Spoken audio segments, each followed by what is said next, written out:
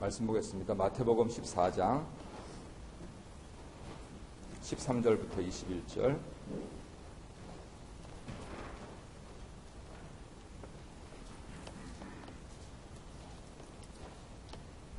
마태복음 14장 13절에서 21절 찾으셔서 교독하시겠습니다.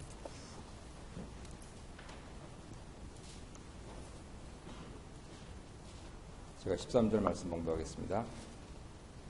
예수께서 들으시고 배를 타고 떠나사 따로 빈들에 가시니 무리가 듣고 여러 고을로부터 걸어서 따라간지라.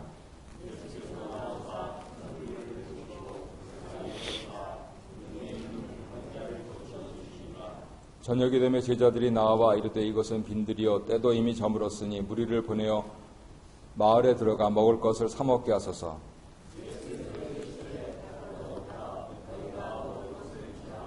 제자들이 이르되 여기 우리에게 있는 것은 떡 5개와 물고기 2마리뿐이니이다. 무리를 명하여 잔디 위에 앉히시고 떡 5개와 물고기 2마리를 가지사 하늘을 우러러 축사하시고 떡을 떼어 제자들에게 주시매 제자들이 무리에게 주니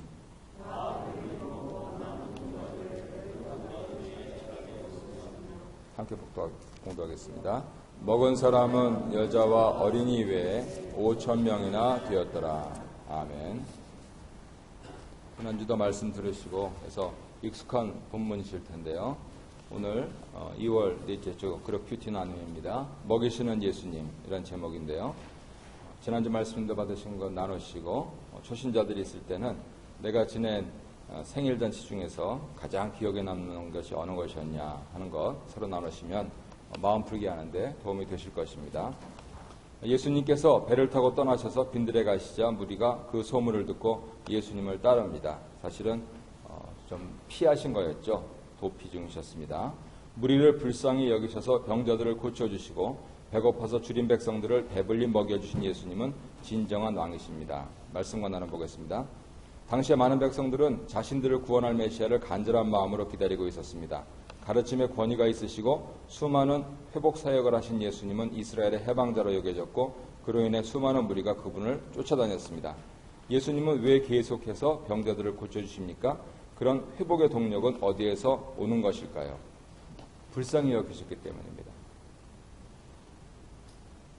불쌍히 여기셨다. 성경 원어로 불쌍히 여기셨다 하는 말에는 이 내장이라는 뜻이 들어가 있습니다. 한국말에도 단장의 아픔이라고 하는 그런 표현이 있죠. 그래서 내장이 아픈 겁니다. 불쌍히 여기는 것은. 특별히 나라를 잃고 디아스포라 유민들이 됐을 때 이분들이 긍휼이라는 말을 만들어냈습니다. 보니까 서로 불쌍한 거죠.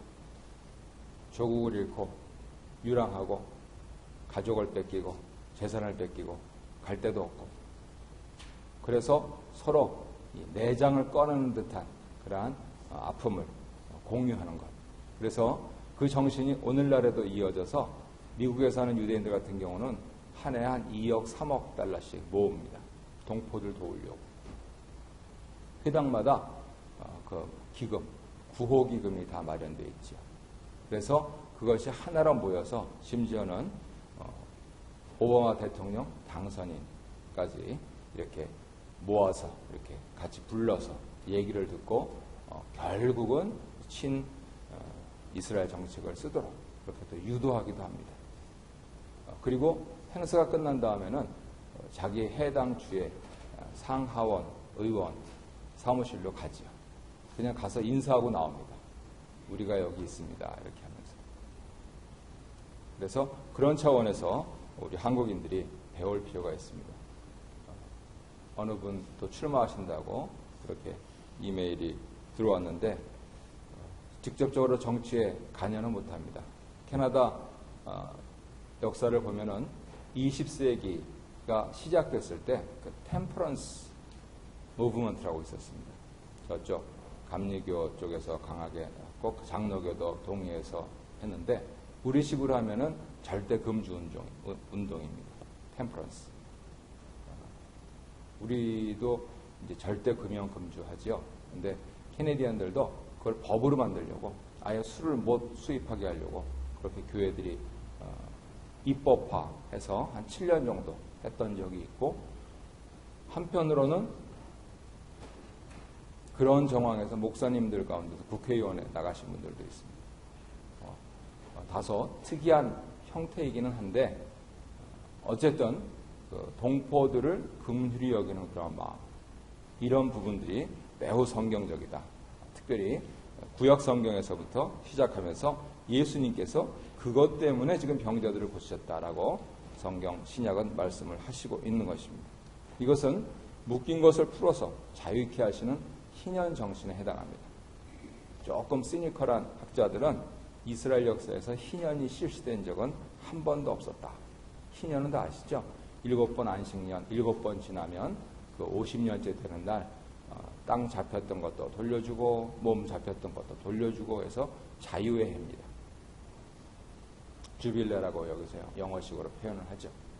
그런데 그 희년 정신을 바로 예수님께서 그대로 실천을 해 보이셔서 이런 측면에서 병자들을 풀어주신 예수님의 사역은 희년 사역이다. 이렇게 정의로 말씀드릴 수가 있습니다. 인생이 사탄과 어둠에 묶여있어 그러한 죄에 놓인 상태였는데 십자가와 부활의 복음으로 이들을 모두 풀어주신 것이죠. 이제 그 전조로서 잔디밭 위에서 5천 명을 먹이셨던 것입니다. 이렇듯 예수님 생명이 전해진다면 묶였던 것들이 풀려나는 것. 그것이 복음입니다. 그래서 교회가 할 일은 이 땅에 여전히 묶여있는 그러한 신음하는 영혼들에게 복음을 전하는 것입니다. 그리고 바로 그것이 교회의 사역이다. 미니스트리다. 이렇게 얘기합니다. 조금 더 확장하면 바로 그것을 전하는 것이 교회의 사명이다. 미션이다. 이렇게 합니다. 그래서 우리가 목적 40일 하셨을 때 3ship, 2M 배우셨잖아요. Ministry and Mission. 특별히 현대 교회에서는 교회 안에서 서로 성도 간에 불쌍히 여기는 것, 이게 미니스트리다. 그리고 교회 밖으로 이 복음을 내보내는 것, 그게 미션이다. 이렇게 정의를 해드렸습니다. 아마 좀 하반기 좀 돼서 교회도 어떻게 좀 또 하나님께서 이렇게 땅도 주시고 또 목사 장로도 제대로 세워지고 하는 일들이 생기면 목적 40일도 한번 안 하신 분들 중심으로 하면서 다시 기억하는 일이 있었으면 좋겠습니다. 2번 보겠습니다. 저녁까지 회복사역을 하시는 예수님께 제자들은 저녁 식사 때가 되었으니 사람들을 돌려보내야 한다고 제안합니다. 그러나 예수님은 5천 명이 훨씬 넘는 사람들을 그냥 보내지 않으시고 배불리 먹여주십니다. 제자들의 제안은 지극히 상식적이었죠. 참된 신앙은 상식을 무시하지 않습니다. 하지만 궁극적으로는 상식을 초월합니다. 우리에게 지극히 상식적인 것들 중에서 예수님을 믿는 믿음으로 초월해야 할 것들은 없습니까?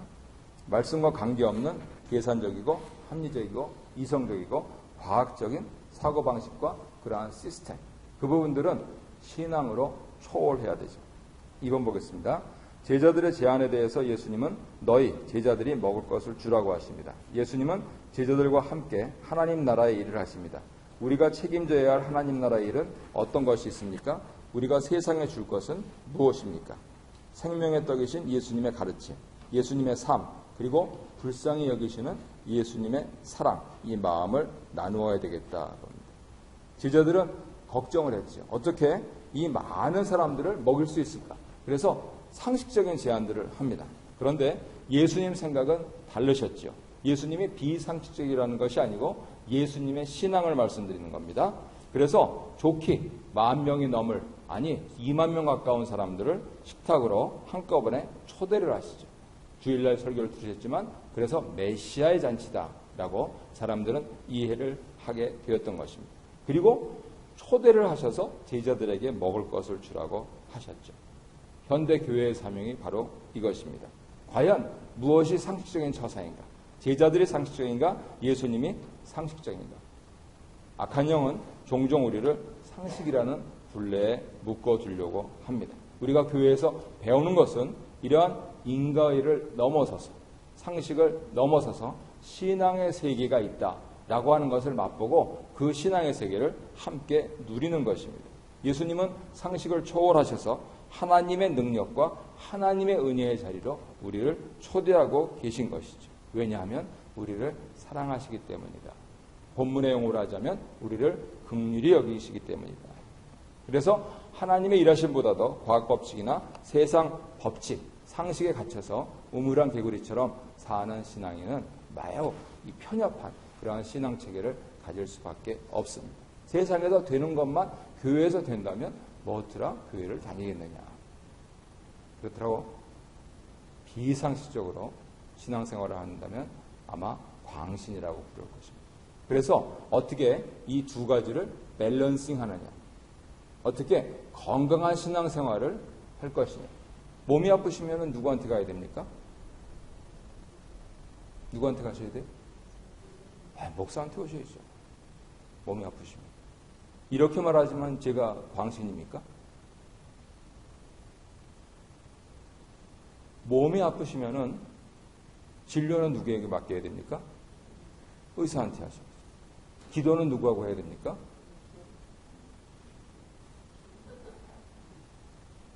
예, 그 밸런싱을 하셔야 됩니다. 이제 아무래도 끝이 얼마 안 남으셨습니다. 정말 누구한테 가야 됩니까?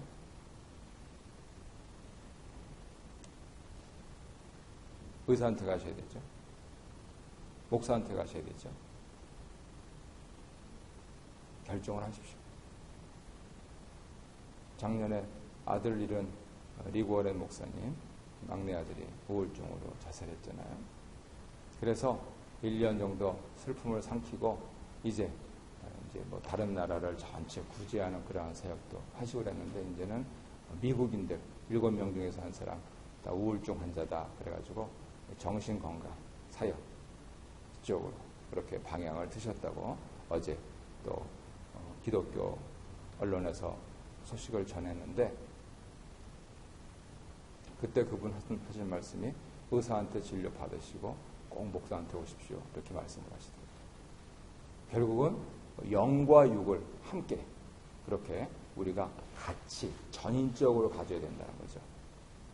육신만 치료하려고 해서도 안 되고 영혼의 문제라고 해가지고 옛날에 무슨 귀신 잡는다 그런 식으로 하면 안 되고 하나님께서 기도하게 하시고 하나님께서 치료하게 하시는데 왜 밸런싱을 안 하냐고 합니다. 가벼운 우울증은 기도로서 고칠 수가 있습니다. 하지만 심각한 우울증은 반드시 의사 찾으셔야 됩니다. 해드릴 수 있는 게 없습니다. 글자대로 끈을 놓지 않고 계속 갈 수밖에 없습니다. 여기에 있는 모든 분들이 다 우울 기질이 있으세요. 정도 차지. 그랬는데 가벼울 때 그것을 성도 간의 교제와 그리고 함께 더불어 기도하는 것으로 그렇게 해결하시면서 가시는 것이 좋지 점점 깊게 해서 결국은 의사의 도움을 받을 정도까지 간다. 그러면 교회도 잘 못 나오시게 돼요. 하도 병원을 다니셔야 되니까. 그런 밸런싱을 잘 하시라는 겁니다. 옛날에는 다 마귀시험이다 그래가지고 앞에 나오라 그래가지고 막 사람을 때리고 뭐 이런 식으로 그렇게 무지했을 땐 했지. 그런데 결국은 하나님께서 이 21세기 들어서면서 더구나 이렇게 큰 아픔, 목사님 아들도 자살하시고 목사님도 또 자살하시고 우울증 때문에. 그래서 그런 차원에서 우리 구역 식구들 두루두루 살피면서 정말로 같이 기도하고 구역에서 기도가 응답되고 그리고 그러기 위해서 서로 긍휼히 여기는 그런 마음 그런 것이 있으면 정말 교회 다닐 마음이 납니다. 마지막 문제 보겠습니다. 예수님은 하늘을 우러러 무엇을 하십니까? 그 다음에는 어떤 행동을 하십니까? 축사하시고 떡을 떼어서 무리에게 나누어 주도록 하셨습니다. 왕이신 예수님은 분봉왕이나 총독처럼 강권으로 불의로 나라를 다스리는 분이 아니시죠. 가난하고 병든 백성들을 긍휼히 여기시고 그들의 아픈 것을 감싸고 치유해 주시고 배고픔까지 채워주시는 참된 왕이시죠. 여기서 축사하다 이렇게 얘기를 하는데 이것은 유대인들이 공통적으로 이런 기도를 했기 때문입니다. 땅으로부터 양식을 공급하시는 하늘에 계신 우리 주 하나님께 감사합니다. 하나님은 하늘에 계셔서 이 땅에서 소산이 나게 하시고 지금 내 손에 들려진 이 양식이 있게 하셨습니다. 이것이 유대인 가장의 기도입니다. 내가 벌어서 이 양식이 있었습니다. 내 자식이 나를 도와서 이 양식이 있었습니다가 아니고 하늘의 하나님께서 땅으로부터 이것을 내게 하셔서 내 손에 이 양식이 있습니다. 하나님 감사합니다 라고 하는 그런 기도를 드려야 3대 4대 아니 4천년이 넘도록 그렇게 하나님 중심으로 살아가는 백성들이 나올 수 있습니다. 우리의 말과 언어 속에서 얼만큼 하나님께 감사하시는가라고 하는 그 부분들을 생각을 하셔야 되겠습니다. 예수님께서는 항상 아버지께 감사하셨습니다. 축사하신 것이 감사하신 것입니다. 그분은 감사의 모델이 되셨지요.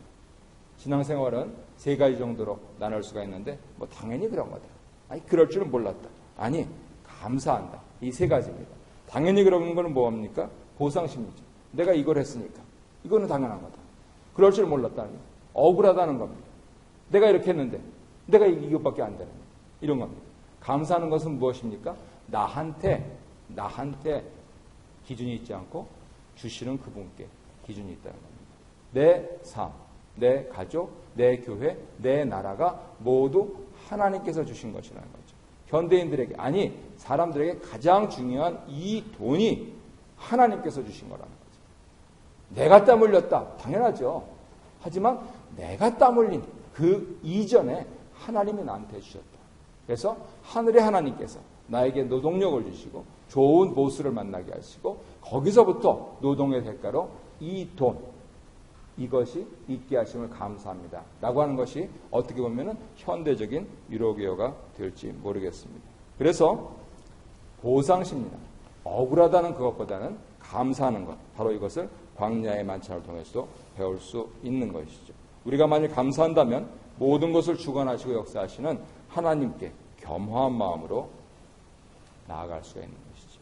그런 걸 다른 말로 무릎으로 나아간다, 내려놓고 나간다, 이렇게 표현을 하고 있는 것입니다. 그리고 나아가서 그렇게 나아갔다면 형제와 삶을 나눠야 하는 것이죠.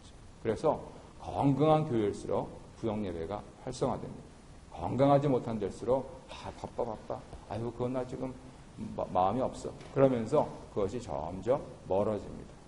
그래서 하나님께 복을 받은 이 서양 사람들은 주일날 예배 딱 한 번 드리죠. 하나님께 받을 복이 많은 우리 한국인들은 주일날도 모이고 수요일날도 모이고 구요로도 모이고 그래서 아직 해결하지 못한 그러한 이민 목회의 어려운 점은 한 달에 한 번씩 구역 모이는 거예요. 한 달에 한 번씩 모이면은요 관리밖에 안 됩니다. 안녕하셨어요? 잘 지내셨어요? 이거밖에 안 됩니다. 주일날에 한 번 모여도 그거밖에 안 됩니다. 정말 부둥켜 안고 어떻게 응답하셨어요? 라고 물을 수 있으려면 최소한 일주일에 한 번 모여요. 서로 기도를 나누고 서로 울면서 서로 웃으면서 서로 음식을 먹으면서 서로 금식하면서 그렇게 하셔야지 진한 크리스천애가 발휘가 되는 것이죠. 내용을 정리하겠습니다. 예수님은 긍휼과 평화로 다스리시는 왕이시죠. 그분은 백성들이 병들고 아프고 굶주린 것을 못 본 채 하지 못하십니다. 사람은 그럴 수 있습니다. 하지만 예수님은 그러실 수 없습니다. 예수님은 우리를 살리시며 통치하시는 진짜 왕이십니다. 그래서 그렇게 문제가 해결된 크리스천들은 여러 사람들에게 고맙다라고 조그만 선물을 할 수가 있어도 진정한 감사는 하나님께 올리는 것이죠. 우리가 주일날 모여서 예배하는 목적이 그겁니다. 하나님 일주일의 삶 가운데서도 이렇게 감사하게 하셨습니다. 그래서 다른 용어로 하자면 축제 예배다 이렇게 부릅니다. 페스티벌이라는 거죠. 다 나오라는 겁니다. 하나님께 은혜를 받은 모든 분들은 하나님 정하신 이날에 다 나오시라는 겁니다. 다 나와서 하나님께 드릴 감사를 드리라는 거예요. 그래서 그날은 구하지도 않습니다. 그날은 오직 찬양만 합니다. 뭘 구합니까? 하나님의 은혜가 이전처럼 아니 여기까지 우리를 인도하신 하나님께서 앞으로도 인도하실 것을 믿는다라고 하는 찬양의 기도를 드리는 것이죠. 그래서 내일 주일날도 그렇게 한 일주일을 다시 시작하는 자세로 하나님께 찬양과 감사를 드리시겠다라고 하면서 오늘을 사신다면 바로 오늘 하나님께서 감사한 날이 되게 하실 줄로 믿습니다.